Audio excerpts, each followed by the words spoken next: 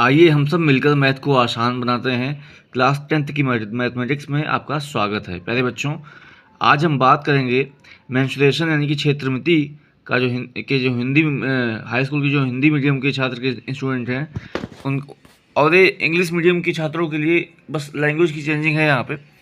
आइए हम क्वेश्चन पे आते हैं। 1 सेंटीमीटर व्यास वाली 8 सेंटीमीटर लंबी तांबे की एक छड़ को एक समान मोटाई वाले 18 मीटर लंबे एक तार के रूप में खींचा जाता है। तार की मोटाई ज्ञात कीजिए। ये आपका सवाल है। मतलब 1 सेंटीमीटर व्यास का जो तार है उसको हम खींच करके, उसकी जो लंबाई है वो 8 सेंटीमीटर है, उसका जो व्यास है वो 1 सेंटीमीटर है, उसको हम खींच करके 18 मीटर लंबा बनाते हैं। यानी मतलब उसको खींच करके, तो जाहिर सी बात है उसका जो व्यास होगा वो घटेगा, उसकी जो मोटाई होगी वो कम होगी। तो उसकी मोटाई हमको पता करना है। आइए हम इसको क्वेश्चन में पता करने का कोशिश करते हैं।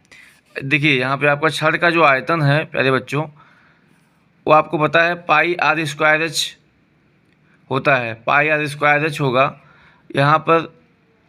तो देखिए pi into R square, R मतलब क्या 1 सेंटीमीटर, तो व्यास है, आर आपका हो जाएगा व्यास का आधा होता है त्रिज्या, यानी कि 1/2। तो आर स्क्वायर की जगह हमने क्या रख दिया है 1/2, स्क्वायर स्क्वायर उगड़े एच, मतलब हाइट इसकी क्या है प्यारे बच्चों 8 सेंटीमीटर है।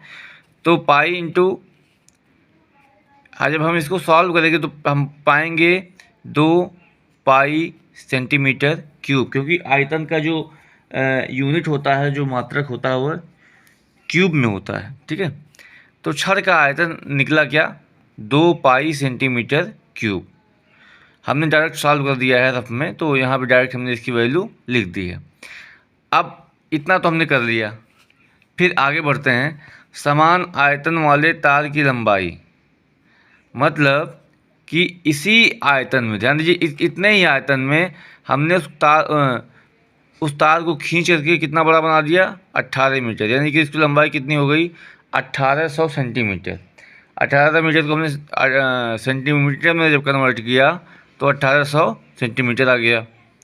ठीक है, अब अगर तार के क्रॉस सेक्शन की त्रिज्या आर है, ठीक है, अगर लंबाई में खींचने पर जब हमने 8 सेंटीमीटर से उसकी लंबाई 1800 सेंटीमीटर खींच दी, तो उसकी जो त्रिज्या होती है वो मान लिया आर है। ठीक है, तब आयतन क्या होगा, फिर वही पाई आर स्क्वायर एच जो हमने यहाँ पे किया, पाई आर स्क्वायर एच। आर हमको पता नहीं है प्यारे बच्चों, एच हमको पता है कि उसकी जो लंबाई होगी या हाइट आप कह सकते हैं यहाँ पे, तो 1800 सेंटीमीटर होगी। फिलहाल इसको जो हमने सॉल्व किया तो हमने इतना होगा। ठीक है, अब यहाँ पे आपको समझने की ज़रूरत है कि ए भी क्या है, तार का आयतन है। ठीक है, नहीं चलो, ए भी क्या है, ए भी क्या है आपका तार का आयतन है, और ए भी क्या है आपका उसी छड़ का, उसी तार का आयतन है जब उसको खींचा नहीं गया था।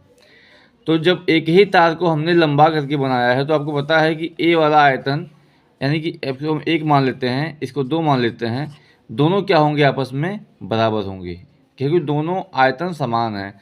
समान आयतन वाले तार की लंबाई, यही आपको ध्यान देना है। हम इक्वेशन 1 को और 2 को जब बराबर करेंगे तो हम इसको और इसको जब बराबर करेंगे तो हम पाएंगे ए।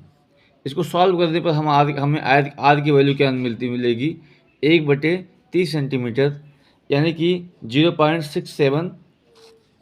ठीक है, 0.67। तो प्यारे बच्चों आपको पता है कि तार की मोटाई मतलब उसका व्यास हो जाएगा, तो आर गुड़े यहाँ पे 2 से गुणा कर देंगे हम व्यास को पता करने के लिए। 2r बराबर 2/30, यानी कि ये आपका हो जाएगा 1/15। ठीक है, यानी कि तार की मोटाई होगी 1/15 सेंटीमीटर या 0.67 मिलीमीटर। ये क्वेश्चन थोड़ा टफ है, लेकिन हम इसका कॉन्सेप्ट बताते हैं, लगेगा कैसे। हमारे पास एक छोटा सा तार था 8 सेंटीमीटर का, हमने इसको खींच के पतला बनाया, इसकी लंबाई 1800 सेंटीमीटर हो गई। ठीक है, तो इसी तार को खींचा ना, तब मोटाई अधिक थी, मोटाई कम होगी, लेकिन इसका आयतन क्या होगा, इसका आयतन V1 और मान लिया इसका आयतन V2, ये दोनों बराबर होगा। यही कॉन्सेप्ट से हमने इस सवाल को सॉल्व किया है। हमने दोनों अलग अलग आयतन को निकाल लिया, यहाँ पे देखिए, फिर उसको बराबर करके हमने सॉल्व कर लिया, आर की वैल्यू आ गई, और आर की वैल्यू हमने निकाले तो हमने जो नया तार बनाया 1800 सेंटीमीटर का, उसका हमने व्यास निकाल लिया 15 सेंटीमीटर, होगा 0.67 मिलीमीटर। ये आपका आंसर आ गया। धन्यवाद।